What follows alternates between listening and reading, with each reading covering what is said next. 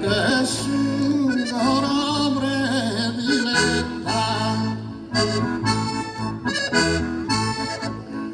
de suora prediletta, e non m'abbandona mai, e non m'abbandona mai, che è un'amica fedele.